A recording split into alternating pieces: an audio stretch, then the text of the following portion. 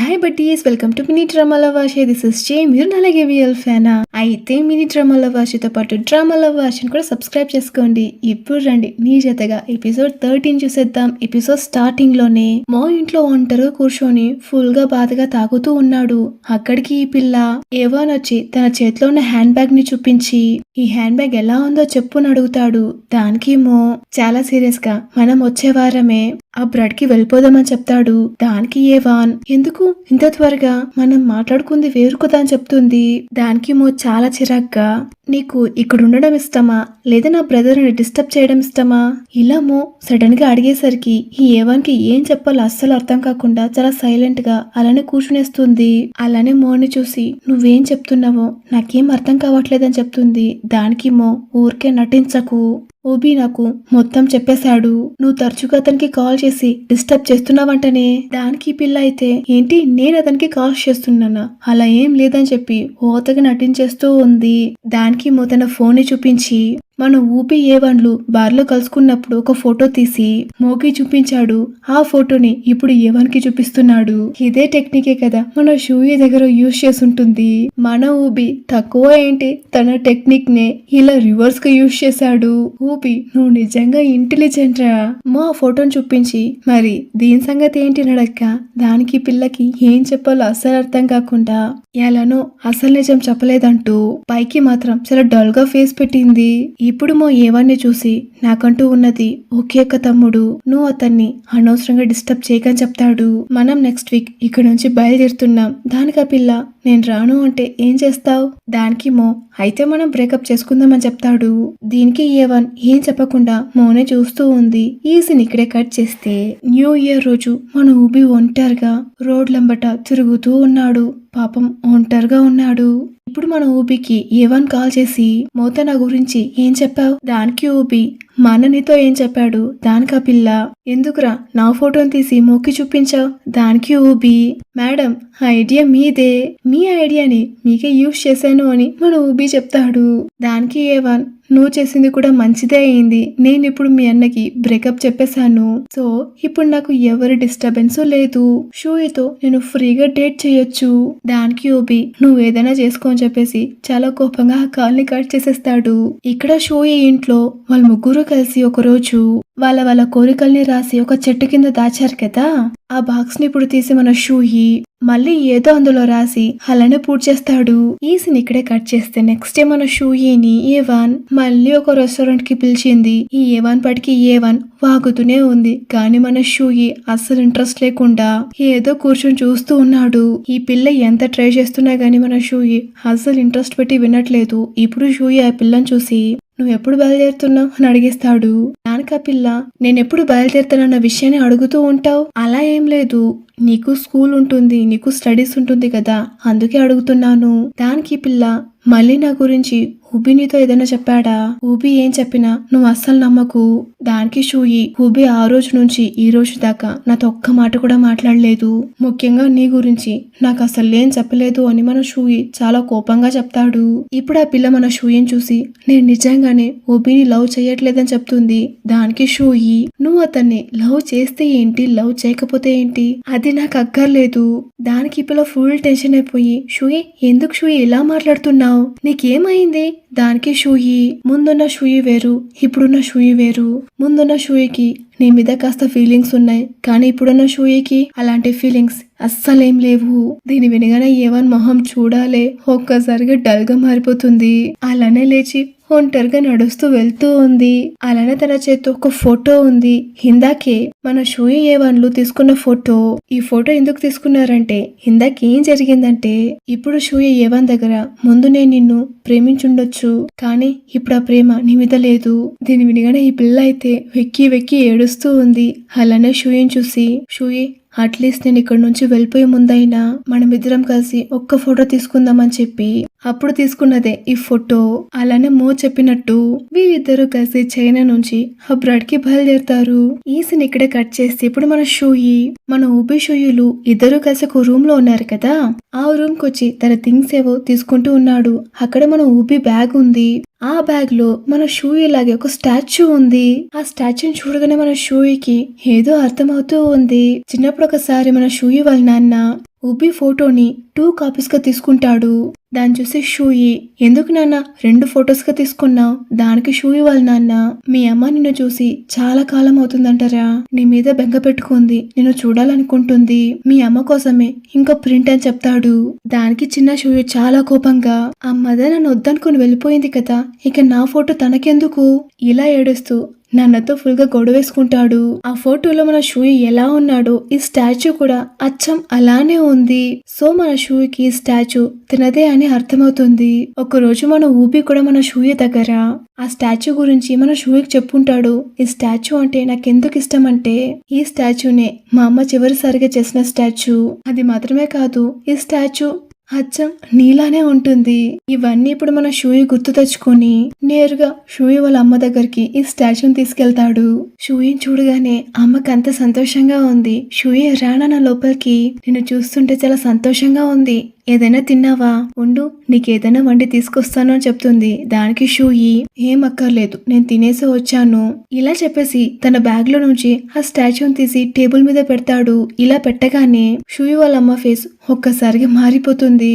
షూయి వాళ్ళమ్మ ఊబి వాళ్ళమ్మ ఒకప్పుడు ఇద్దరూ కలిసి స్నేహితులుగా ఉండేవారు. ఊబి వాళ్ళమ్మ ఒక స్టాచ్యూ ఆర్టిస్ట్, బొమ్మలన్నీ దగ్గరుండి తయారు చేస్తూ ఉంటుంది.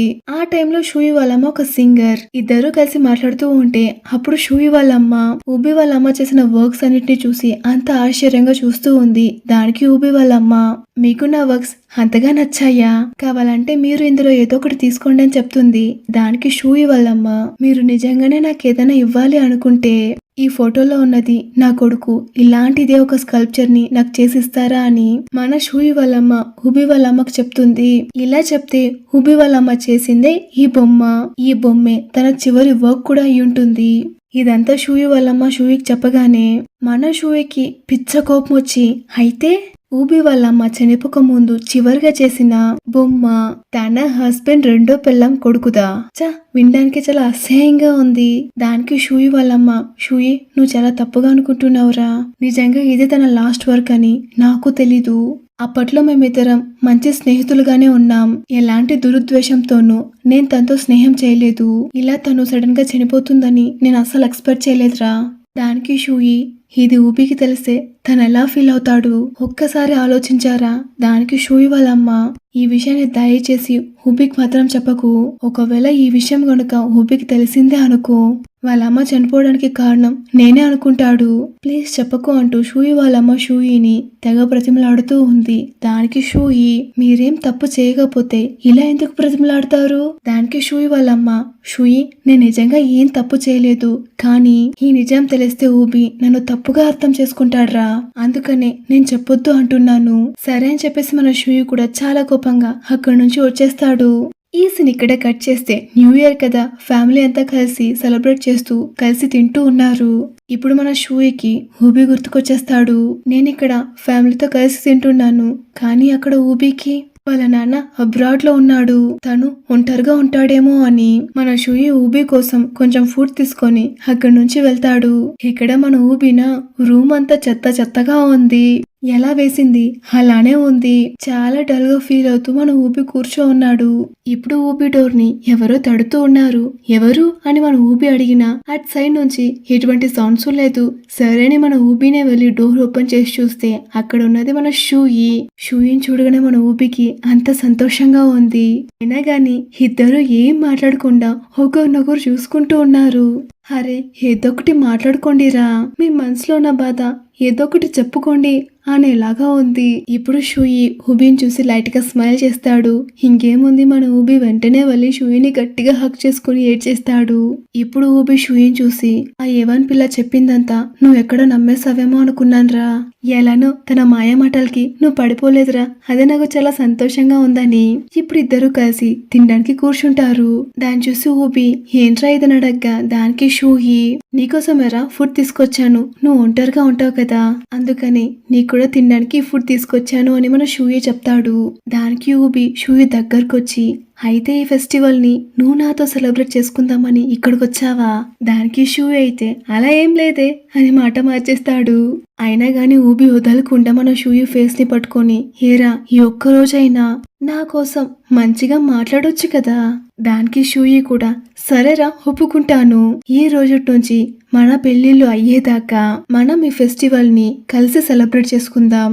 అరే పెళ్లి మీ ఇద్దరుగా? హో వినడానికి చాలా బాగుంది కదా, కానీ వాళ్ళు బాగా మెన్షన్ చేయలేదు బడ్డీస్. ఇప్పుడు షూయి తెచ్చిన ఫుడ్ ని మన ఊపి వేడి చేసి తీసుకొస్తాననే పేరుతో దాన్ని బాగా మార్చేస్తాడు. సర్లే ఫుడ్ ని వేస్ట్ చేయకూడదు అని మన షూయి ఒక స్పూన్ నోట్లో పెట్టుకుంటాడంతే. కానీ మన షూయి మింగలేకపోతున్నాడు. అలానే చేస్తాడు. మన ఊబి కూడా ఒక స్పూన్ ని ట్రై చేస్తాడు. మన ఊబి కూడా చేస్తాడు. నిజంగా అయితే చాలా చండాలంగా ఉందిరా అని ఇద్దరు నవ్వుకుంటూ మాట్లాడుకుంటున్నారు. నెక్స్ట్ డే యాజ్ యూజువల్ ఇద్దరు స్కూల్ కి వచ్చారు. ఇప్పుడు షూయి దగ్గరికి మార్చ్వాంగ్ వచ్చి, ఎరా షూయి నేను ఫోన్ చేసినా తీయవు, ఏమైపోయావురా? ఇలా మార్చ్వాంగ్ మాట్లాడుతూ షూయి మీద చేయి వేస్తాడు. దీన్ని దూరం నుంచి మన ఊపి చూసి ఫుల్ గా మండిపోతున్నాడు. కానీ మన మార్చ్వాంగ్ అస్సలు వదలకుండా మన షూయి చేతుల్ని పట్టుకొని, ఏమి షూయి ఇంత సన్నగా అయిపోయావని చేతుల్ని పట్టుకొని మరీ అడుగుతున్నాడు. మన ఊపికా రే నిన్ను వదిలితే నేను చంపేస్తాన్రా అనేలాగా మన ఊపి చూస్తున్నాడు. ఇలానే మాట్లాడుతూ నడుస్తూ వస్తూ ఉంటే ఇప్పుడు మార్చ్వాంగ్ ఏదో స్వీట్ తీసి మన షూకి ఇస్తాడు. ఇప్పుడు వెంటనే వెనక నుంచి బో వచ్చి నాకివ్వరా అని ఆ స్వీట్ ని లాక్కునేస్తాడు. అయినా మార్చ్వాంగ్ వదలకుండా బో దగ్గర నుంచి ఆ స్వీట్ ని తీసి మన షూయికే ఇస్తాడు. ఇలా వీళ్ళిద్దరూ కలిసి మన షూయి మీద చేతులు వేసుకుని మాట్లాడుకుంటూ ఉంటే మన ఊపికి అస్సలు నచ్చట్లేదు. వీళ్ళిద్దరినే చాలా కోపంగా చూస్తూ నడుస్తూ వస్తూ ఉన్నాడు. ఈ సీన్ ఇక్కడే కట్ చేస్తే ఇప్పుడు ఇద్దరు కలిసి ఈ ఇంట్లో హోంవర్క్ చేసుకుంటూ ఉన్నారు. ఇప్పుడు షూయికి లైట్ గా ఆకలిస్తుంది. అప్పుడే గుర్తుకొస్తుంది మార్చ్వాంగ్ స్వీట్ ఇచ్చాడు కదా, దాన్ని బయటికి తీసి వేట్ చేసి తెచ్చుకుందాం అనుకుంటాడు. దానికి ఊబి నేనున్నాను కదా, నేను వేట్ తీసుకొస్తాను అని దాన్ని తీసుకుంటాడు. దానికి షూయి ఏరా నిన్ను నమ్మొచ్చా, నిన్నలాగా దీన్ని మార్చేవు కదా అని చెప్తాడు. దానికి ఊబి నువ్వేం భయపడకు, నేను దీన్ని ఎంత రుచిగా మార్చి తీసుకొస్తానో చూస్తావు కదా అని ఆ స్వీట్స్ ని తీసుకెళ్లి వేడి చేస్తూ ఉన్నాడు. ఒకటేమో వేడి చేసి మన ఊబి టేస్ట్ చేస్తూ ఉన్నాడు. ఆ ఒక్కటి మాత్రమే బాగుంది. మన ఊబి తింటున్న గ్యాప్ లో మిగతావి మాడిపోతాయి. ఏంటి వీడు వెళ్ళి చాలాసేపు అవుతుంది ఇంకా రావట్లేదే అని మన షూయినే వెళ్ళి చూస్తాడు. చూస్తే అక్కడ మన ఊబి చేతిలో ఉన్నది ఒక్కటి తప్ప మిగతావన్నీ మాడిపోతాయి. రే ఏం చేస్తున్నావురా, అన్ని మాడిపోయాయని మన షూయి అరుస్తున్నాడు. దానికి ఊబి ఏం మాడిపోలేదే, కావాలంటే తినచూడు అని మన ఊబి చేతిలో ఉన్న దాన్ని తినిపిస్తాడు.